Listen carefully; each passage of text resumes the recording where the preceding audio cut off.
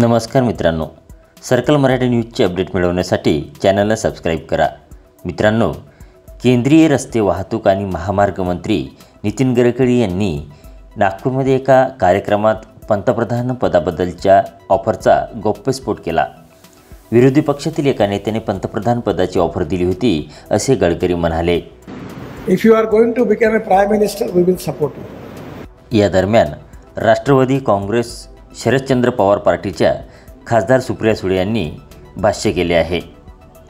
मराठी वृत्तवाहिनी एबीपी माझाला दिलेल्या मुलाखतीत सुप्रिया सुळे म्हणाल्या की मी या संदर्भात ऐकले नाही। नितीन गडकरी यांच्यासारख्या नेत्याची देशाला गरज आहे। ते जर पंतप्रधान झाले तर आम्हाला आनंदच होईल। एक मराठी माणूस एवढ्या मोठ्या पदावर बसेल। गडकरी साहेबांचं आपल्यावर तर विशेष प्रेम आहे बाबा। गडकरी साहेबांसारख्या नेत्यांची ह्या देशाला गरज आहे। प्रधानमंत्री झाले तर सगळ्यात जास्त आम्हाला आनंद होईलच। पुढे बोलताना त्यांनी नितीन गडकरींच्या राजकारणाचे कौतुक करत सुप्रिया सुळे यांनी अप्रत्यक्षपणे भाजप नेतृत्वाला लक्ष्य केले।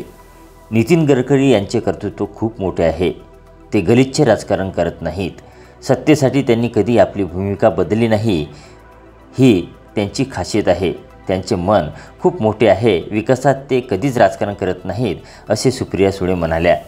एक मराठी माणूस एवढ्या मोठ्या पदावर बसेल, पण नुसता मराठी नुसता आहे त्याचा अभिमानच आहे, पण नुसतं मराठी नाही, त्यांचं कर्तृत्व पण मोठं आहे। जे मराठी ते आहेतच, त्याबरोबर कर्तृत्वही मोठं आहे।